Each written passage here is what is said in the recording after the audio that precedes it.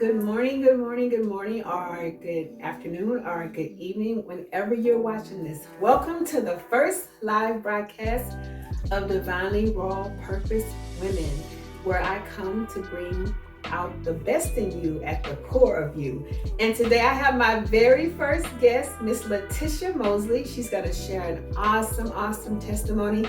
Oh, go ahead and get your tissue because we might tear jerk, we might pray in tongues, we might be bowed over, and we definitely are coming so you can be set free, made whole, and just wherever you need to be in God. But the testimony is powerful. Tisha is a beautiful woman of God. God has brought her out to be just a fabulous woman, an open woman. I'm not afraid to share her testimony. She's very transparent.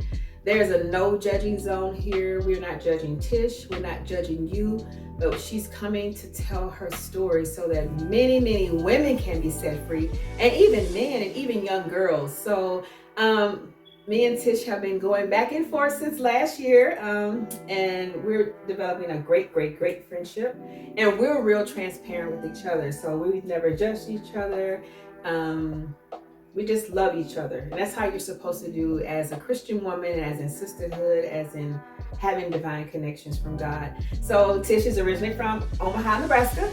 She has 2 children, and share about yourself with the people. Well, as she says, I'm from originally Omaha, Big O, and I have 2 kids. I am 46, blessed to see every year because they have been a struggle. I have been in the corporate world for over 25 plus years. I've been in healthcare for 10 of those years. I've been in behavioral health for 5 of those years. I've also a graduate of Le Cordon Bleu.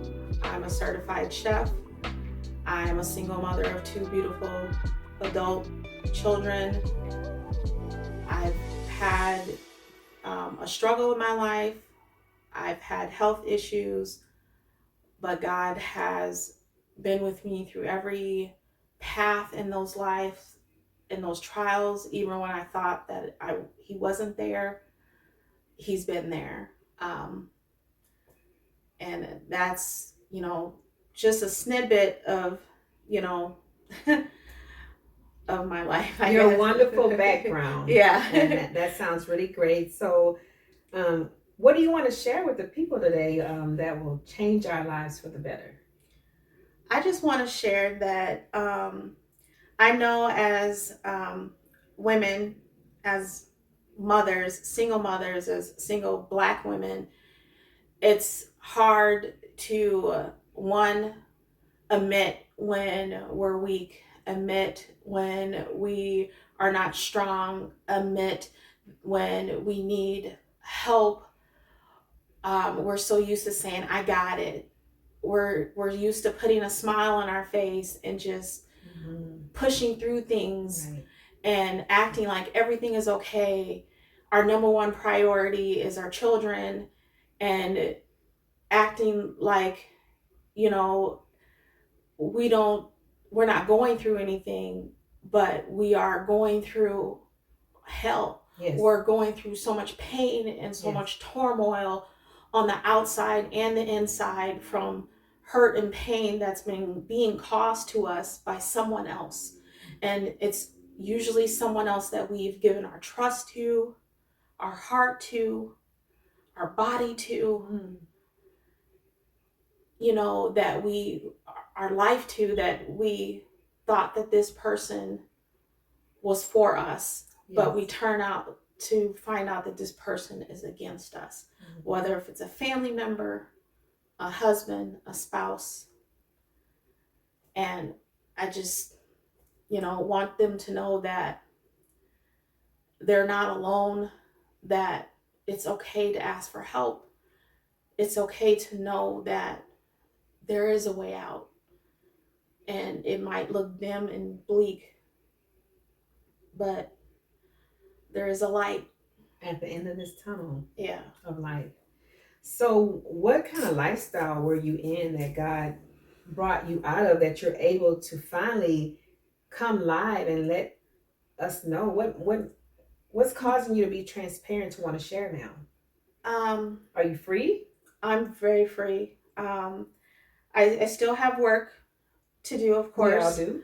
I still have work. I still have, issues where I still sometimes look over my shoulders. I still have trust issues, Sure.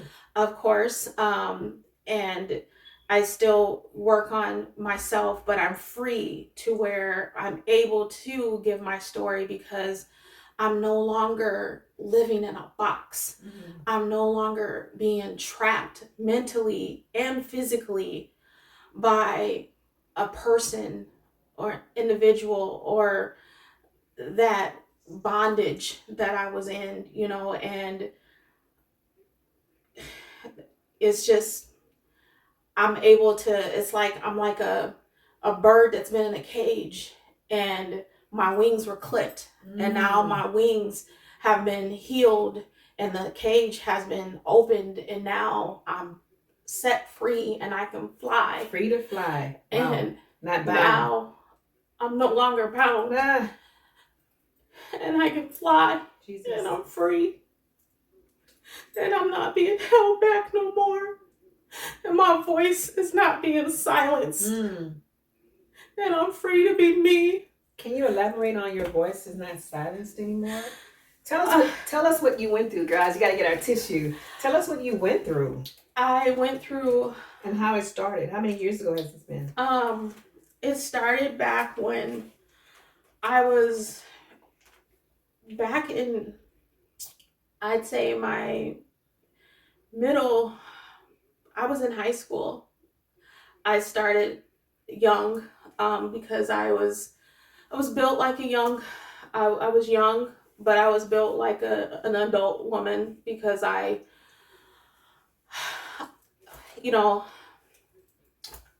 expanded, more quickly than other females. So I got hit on by older men, and I would express to my mother how I would feel uncomfortable.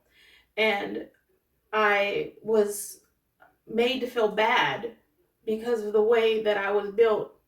And I was made to feel like it was my fault that these men were looked upon at me. And I just felt like I was not being heard. And I just felt like, just close your mouth, not say nothing. I grew up in the church. My life was in the church. I was in the choir. I was in early evangelism. I was always there. So I just put my head down, didn't say nothing. And then life went on. And then I got into these relationships with older guys that I just thought it was okay to have this affection from these men because no one ever told me that it was not okay, because when I tried to say something when I was younger, I was dismissed.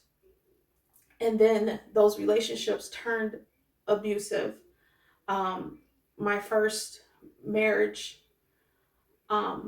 turned more verbal abuse, where it ended me being out in the streets, doing things, selling drugs, being around gangs and pimping and drugs and shooting, and in a world of life that I never knew. But because the church world didn't see me and I felt like they didn't want me, I felt like I might as well go this route. And how old were you when you decided to go in that route or that path of life? I was about 17. I met my first husband when I was 16. And I started rebelling about 16 or 17. And then I really got into it when I was about 17, 18. I was still in high school, and then we got married. How old were you when you got married the first time? I was 20. Very young. Okay. Yeah. And I had my son when I was 19. And I think I was actually, yeah, about 9. I had my son at 19. We got married at 20. So it's the same person? Yeah. Okay. And then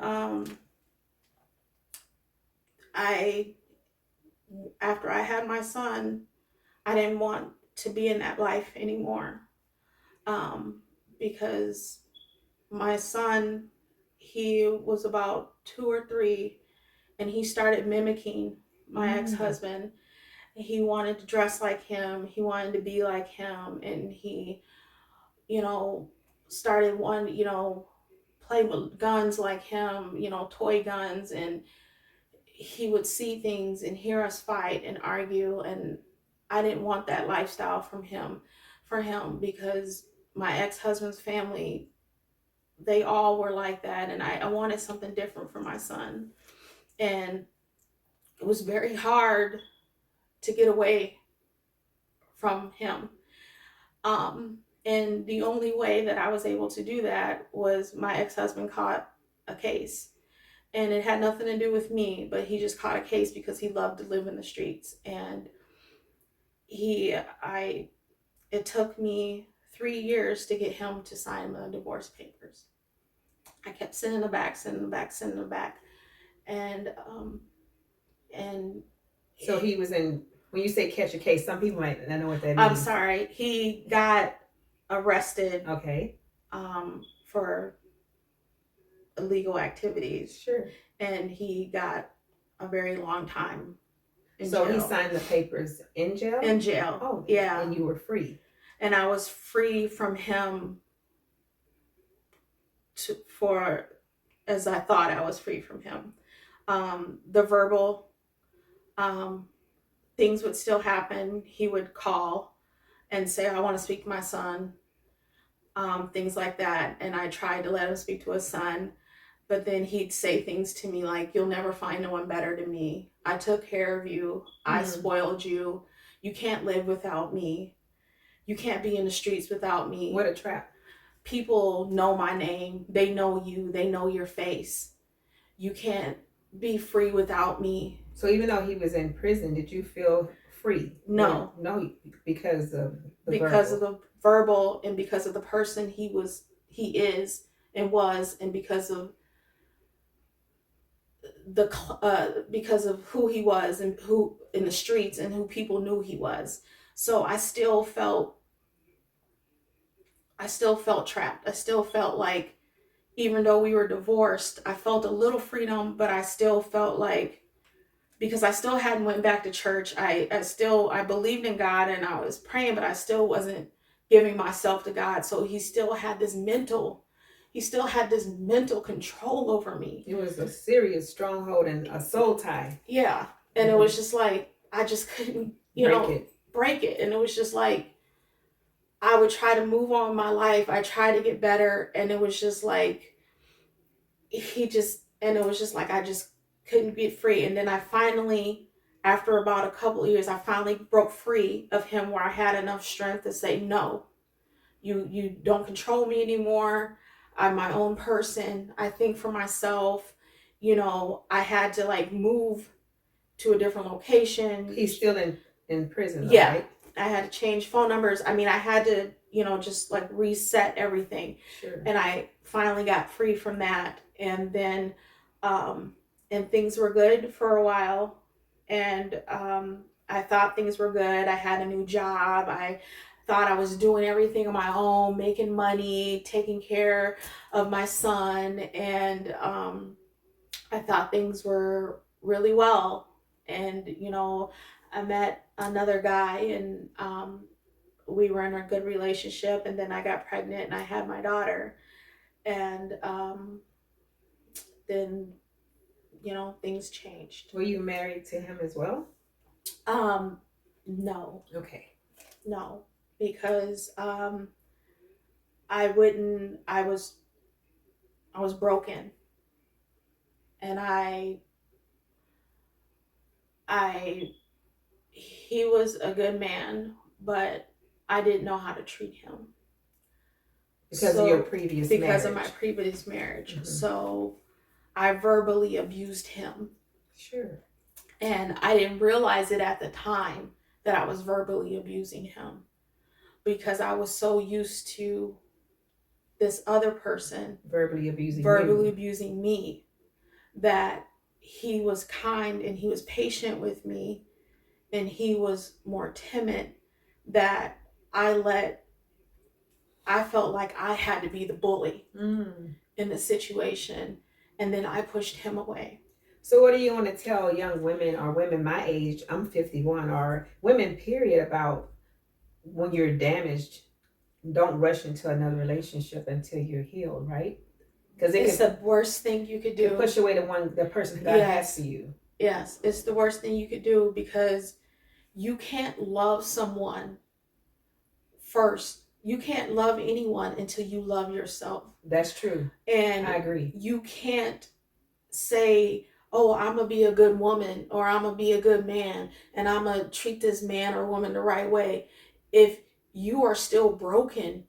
If I'm not healed. If you're not healed, how you can't give them your all because you're still healed. And one, if you haven't forgiven this other person for what they've done, this other person ran you through the dirt, the mud, stepped on you, but the forgiveness is not for them. It's for you. And you have to heal. You have to forgive so you can heal, and let God heal you and mold you. That's why he is the potter. And he needs to mold you and fix you. And we're the clay. That you can, so that you can love again, so that you can even see and receive that person and that their love, and trust that person. I didn't trust him. I didn't respect him. I didn't appreciate him. Even though he treated you well. Even though he treated me well. Because you weren't healed. Because I wasn't healed. So what do you want to tell young women, maybe that are teenagers to my age or older, that are still in a lifestyle like the previous one you were in? How they want to be free? What advice do you have for them? What wisdom can you give them to get free, to get out of that? Even their parent might not believe them, and their family or a friend. How can they get free and walk away without their life being threatened?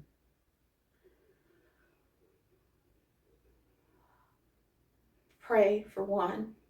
What if they don't know how to pray? If you don't know how to pray, to be honest, I didn't know. Even though I knew God, I believed in God, I went to church. Literally, the words that I said was, God, I need help. That's all I said was, God, I need help. Yes. Because I didn't have no one to turn to. I couldn't trust no one. My mother, I felt like she didn't believe anything that I said. She couldn't understand the lifestyle that I was talking about. Either she didn't want to believe it, or she just couldn't receive it. And I literally was just, God, I need help. And you don't have to be a biblicist. You don't have to just know the Bible. You don't have to be like, knowing all the scriptures to cry out to God. You can just say, God, I need help. And he will help you. And he will help you. And it just them words alone, it's amazing what them words can do. And it helped me so much. And it's just, I would say, you have to use, ask for wisdom, and ask for wisdom in direction. If you don't know how to speak to God, if you don't even have a relationship with God, ask God, say, Lord, help me to know you. Help me to know how to talk to you. You can talk to God, is just talk to him like you're talking to your homie. You talk to him like you're talking to your friend, whoever. It doesn't have to be fancy. Just say, Lord, I want to get to know you. Lord, I need help. help me to know how to get rid of this person, take this person out of my life. Sure. Lord, I don't want to be here no more. Mm. Just say, Lord, I don't want to be here no more. Cry out. Lord, I'm tired. I'm hurting. I don't want to get hit no more. Mm. I don't want to be scared no more. I don't want to sleep with my eyes open. Mm. I don't want to know if I go to sleep, is this dude going to kill me in my sleep? I'm tired of looking over my shoulders. I'm tired of always having to sneak out my house at certain times of the day and take different routes because I'm thinking this dude is going to follow me or send some people after me. Lord, just I need your protection. So you were deeply into the drug life. So he taught you how to sell drugs and how to defend yourself and how to carry a gun. Share some of that with the people. They don't know that part. I never grew up that way. I mean, I had uncles that taught me how to fight, you know, and defend myself. But he taught me, I shot my first gun because I was never taught like that. But he's the one, you know, he taught me how to shoot a gun. And it wasn't just like shooting a gun. It was like shooting a gun out the car. Wow. At a person. Really? And, you know, when you're 16 and you're green, and green being naive, church girl, sure. Square, not knowing anything. And the first time I'm driving in a car with him and I'm thinking, I'm 16, I'm with this older dude and I'm so in love with him and he picked me up from school and I think we're finna go get something to eat. And then he has me put on this bandana. I'm in the passenger seat. And then he gives me this 9mm gun. And he tells me, shoot. Did you shoot? I did, because I wanted to make him happy. You just shot it in the air, not at anyone, right? You shot at a person? So, yeah, so. Take your time. We need these women to be set free from these type of relationships, even if they're in a marriage. You're 16 and he gives you a 9mm to shoot at a person out of a window in a car.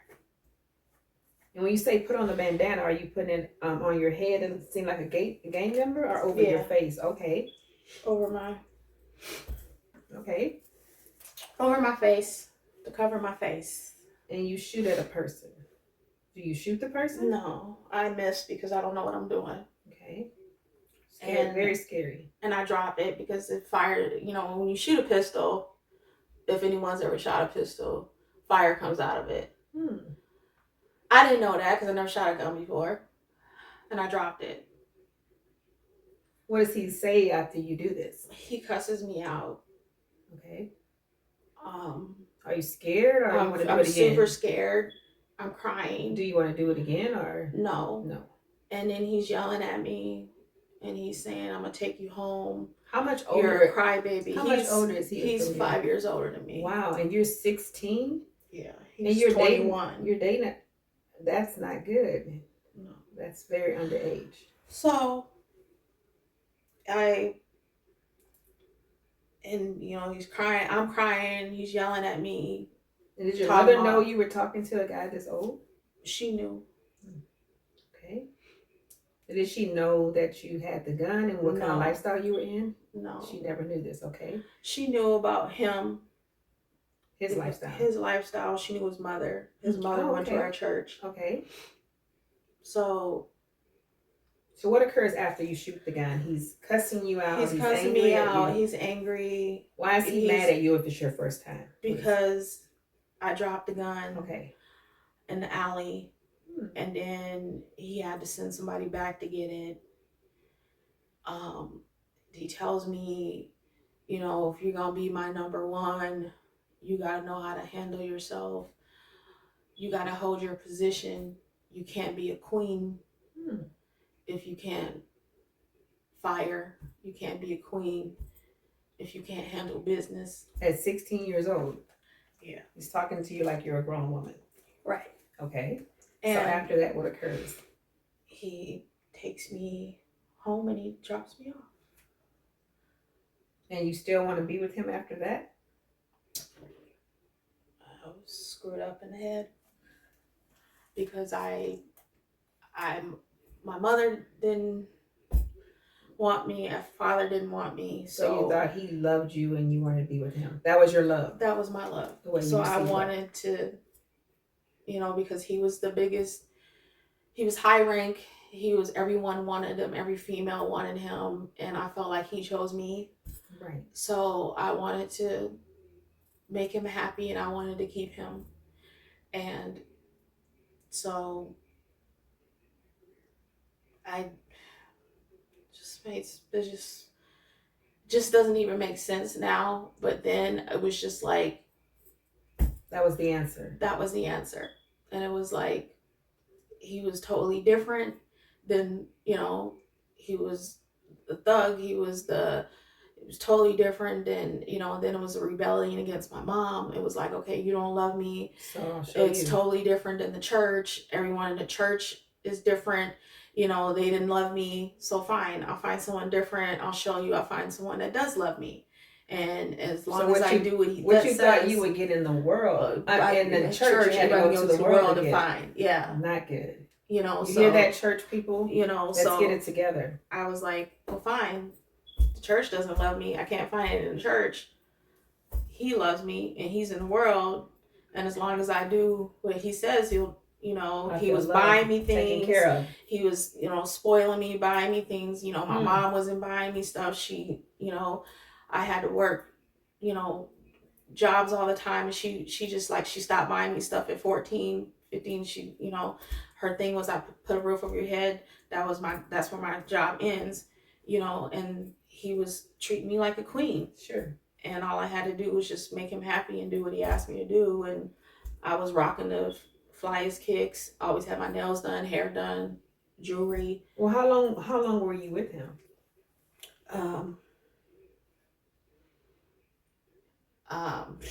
Wow. Before I totally got free from him, I would say from underneath his thumb, because he came in and out of jail, I would say 18 years. 18 years? Yeah. You even stayed with him when he'd go to jail? Yeah. Why? You were free. I know. And then I kept going back into bondage. Why did you go back? Because you thought that's all you could deserve? Yeah. 18 years. Yeah. You guys, you hear that? 18 years on this stronghold. And that's how Satan does. He comes to bind you, especially when he knows who you are. Because LaTisha is a beautiful, beautiful woman. She's very smart. She's educated. She's loving. She has discernment. She has compassion. She just gives herself. She gives her all. And you can overcome just as LaTisha has. We're going to let her share some more, but we just want to take a brief pause so she can catch her breath, get some water or something. But if any young girl or woman at any age is trapped in this, in a marriage or a relationship, cry out, as LaTisha says, cry out and ask God to set you free. This is not you weren't born to live in a life of fear, a life of abuse in any form and manner. The worst abuse is physical, but it doesn't last as long. It's the verbal abuse. Yes. Verbal abuse. It's horrific. It's a Band-Aid you can't take off. Mm-hmm. It's physical heals and you can see it, but the verbal, the internal, treacherous. And it takes the true and living God to set you free. It takes you wanting to be free. And I'm sure you had fear that was ridiculous. Very fear. And the worst abusers are the ones that use verbal, that use mental. They're, boy. What trickery. They're the biggest devils. So he's a narcissist as well. He's a narcissist. He's a manipulative narcissist. they they're because they will flip it and Change it to change it to. And then when I got closer to God, because he grew up in the church just like I did, and he's got deacons, he's got pastors in his family as well. So the closer I got to God, and I would say, no, I'm going back to church, I'm going back to God, I don't want this, and then he'd be like, well, just pray for me. He'd be like, he would write, he would call, just pray for me. Mm-hmm. And then he would try to use the word against me and say, but you're supposed to forgive me. You're supposed to pray for me. I'm not calling a fight with you. I just want you to pray for me. So you want my blood on your hands? Wow. You just want what if I die in this prison today and you didn't pray for me? Because you trying to be harsh and you turning your back on me. That's not what Jesus would do. That's mind games, right? The mind games and the trickery. It was just. So you've been free for what, over 20 years or more? Do you still have contact with him? No? Oh yeah, he still calls to this day, and then I will let the phone go to voicemail. Why do you have contact with him to this day? He'll call and he'll say, hey, where my son at? Or how you like. Oh, because of the relationship with my son, yeah. And he'll say, he'll call like my birthday. Is he still in jail? Yeah, he's still in jail. Oh, is he supposed to get out soon, or are you afraid of that? If he gets out, you're good. I'm good. What if he wants to see you? He can come to church. What if he says, I learned my lesson, I think we should marry, and I've changed? What would you do? I would say, well, God has not told me that. You hear that, women? Because he has said that. He has said, God said, because you're single and you haven't married yet. It's me that you're waiting for. It's me you're waiting for. Wow, that's serious. And I used to say, oh, but now I said, well, that's funny because I've been blessed with the spirit of discernment. And my spirit has not said that. So, but what do you do when it's women that believe a guy like that? And what I say is, and they get back into that lifestyle all over again. Don't do it. Don't do it. Pray without ceasing. Pray. But you'll have a woman that says, but he did change. And I'll say, okay, yeah, he probably will change. But is he really the one for you? And did God really tell you that? Because I want him to change, and I want him to do the calling that God asked him to do. But is he the one that God put for me? So you want good intentions for a guy that most definitely did this to you? Most definitely. So you have to tell the women how you got to where you don't think evil of him. I got to the way where I am now because God has shown me that even though the enemy set out to make me fail and to die, and he set up all of these, because these were trials. These were the enemy set it up for me to die. Right. And to take my life out, to make me crazy, to make me think that I was unworthy. And he used him to put that in action. But I used to hate him. I'm going to be honest. I used to hate him. And I used to despise him. And then I had the closer and the more I got to God, the more I realized that it's not him. It's the enemy's spirit that's in him, that's using him as a vessel. The decoy. And then I started saying, I had to start praying for him that he would get deliverance, that he would be set free, that he wouldn't be used anymore by the enemy. But you only got to pray for him because you got close to God. Yeah. But what about women that may never meet God or get close to God? How can we get them free? They may say, I don't want to hear about God. But I want to get out of this lifestyle, but I don't want God in it. That's a deep one. I would say if you're not ready to hear about God and you're not there yet, because I understand that. You don't want to be preached to, you don't want to be talked to. People in God hurt you, people in church hurt you. I totally get that. I would say at least start with a friend that you can trust. That sounds good. And talk. You have to let it out no matter how, whether God's there or not. Whether God's there or not. Get free. Get free, because holding it in is only destroying you more. It's eating at you. And that's what I had to learn, because I was just holding it in and holding it in, and it was just eating me and destroying me. Did you ever have voices that say kill yourself? Yeah. You did? Yeah. I tried to take my life 3 times. Help the women that are there. They might be listening now and want to do that.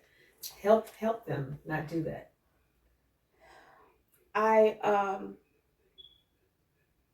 It's not worth it. But if feel there's there, no other way out than to die. If help them.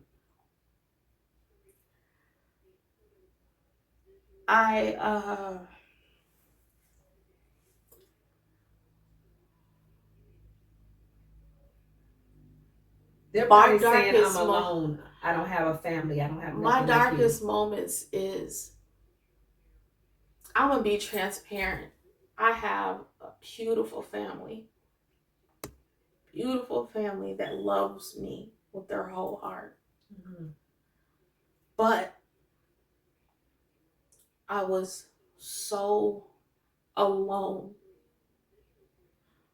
So alone. I had beautiful children that God blessed me with. They were healthy, they were beautiful, they were gorgeous, they were mine. But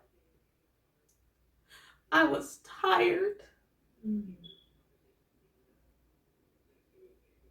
was so tired of not being seen. I was tired of not being heard. Jesus. Of being mistreated. Of being overlooked. Of being lied on, cheated on, abused, stepped on, mistreated. Like I was below dirt. It didn't matter how beautiful I tried to make myself, how much weight I lost, how much I tried to cater to these men, how much I tried to be the sugar mama or cook and clean, or it didn't matter. It just didn't matter. I just didn't feel worthy.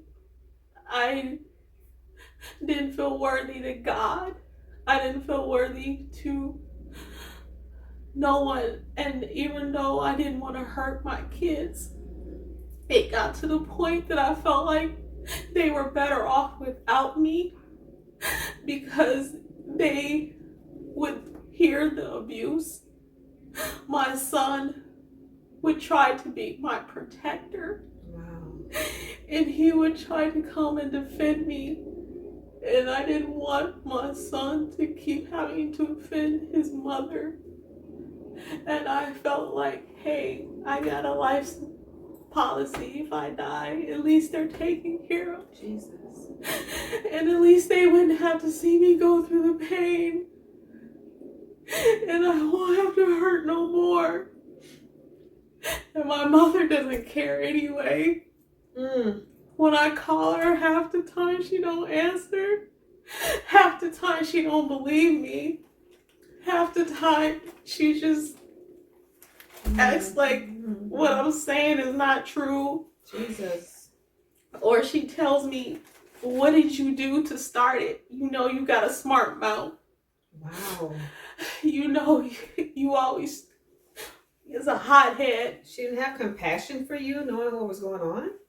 I didn't feel the compassion. Did your mom ever say, come home, come to me, let me get you out of that and the kids? Did she ever offer that? If she did, I don't remember. So, and then the time that pushed me over was my son. Oh, Tish.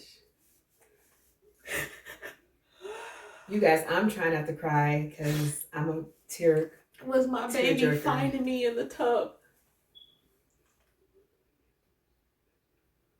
with my wrist bleeding. Jesus. At 8 years old.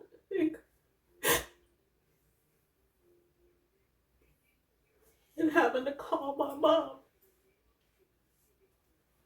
Jesus.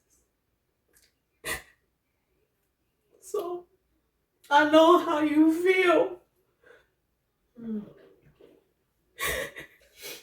In church or no church.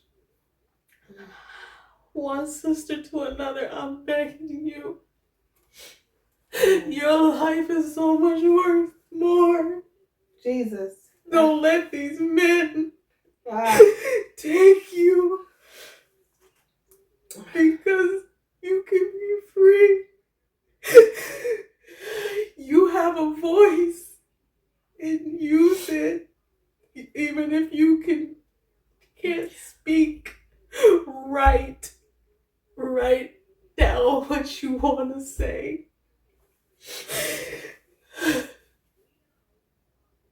Get it out. Don't hold it in.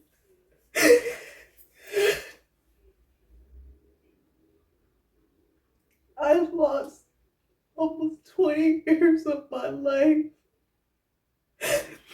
trying to please men. Trying to be something that I'm not, to make someone else happy who does not see me, who does not want me, who treats me like a rag doll, a punching bag. It's not worth it. No matter how much money they give you, how many bills they pay, whether they your baby daddy, your husband, it don't matter. I've struggled. I've been without food, without lights. I've been almost homeless. I've slept in my car. I've struggled more than my family even knows. And I am a proud woman. So I know. So please don't let this facade fool you. I have been through hell and back. So I'm just telling you, if you're there, if you're 1 foot, please bring it back in. And know that you are loved and you are wanted. Even if no one tells you. I'm telling you that you are wanted. She's saying if you're 1 foot to wanting to kill yourself, not to go back to the man. Yes. Let me clarify that. She's not saying 1 foot out the door of leaving him.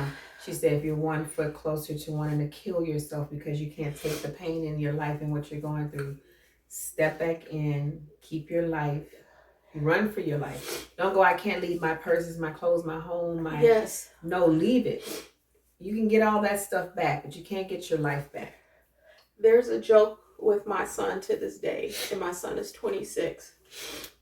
He says, well, whenever we move, I know my mama can do it, and she can do it fast, because I've packed up my whole house and been gone in 12 hours. Wow. And I mean a 3-bedroom house. Gone, quick, fast. Because I've had to. And I mean, I've had to. Wow.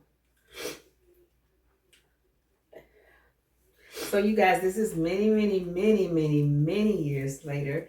I heard LaTisha's testimony of this in greater details, which we'll probably do a second episode on when we did a women's conference at church last year. And I was very moved. I literally ran up to her and started praying for her and in the spirit and holding her, because I too have had we've all had abuse in some form or manner, but not to this detriment. And all our abuse is different. I'm sure we have abuse that we can't even put in words, but we'll let Tish talk more on this on our next episode. Um, if it doesn't follow this one, we'll let her come back also, and we'll let her talk about where she is now, where God's taken her, and Miss La Cordon Bleu over here, Miss Chef. She's also a fabulous. How can you keep your mind, go to school, have two kids, and become a chef? And she's going to be a top chef at that. She does have her new baking and cooking line out. You can contact her for private chef events as well. And we'll put her information down below so that you can contact her for that. Or if you just want to talk to her, I don't know if she's open to that, but I'm open to helping you. I'm open to praying with you. Even you could inbox me, or you can write below, I need prayer, and put your prayer request. And there's no judging zone here, so I can pray with you as well. And is there anything else you want to share with the ladies before we go? I just want to say thank you, ladies, or gentlemen, for letting me release myself and give my testimony. And I really pray that my experience and my testimony has helped you in some way, in some form or fashion. And blessings to you all. Okay, and as she's closing, as she says, the men, because there are men that may be treated like this with women, or the man that treated Trish like he did, you can be set free too.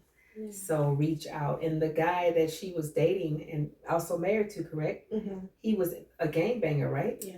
So just think about that, you guys.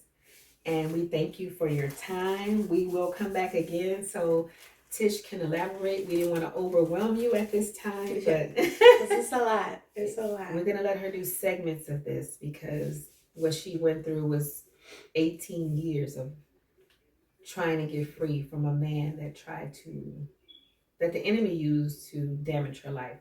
But look what God does with damages. He brings the broken ground and makes it firm again. So thank you guys for listening to Divinely Raw Purpose Women, and we'll catch you next time.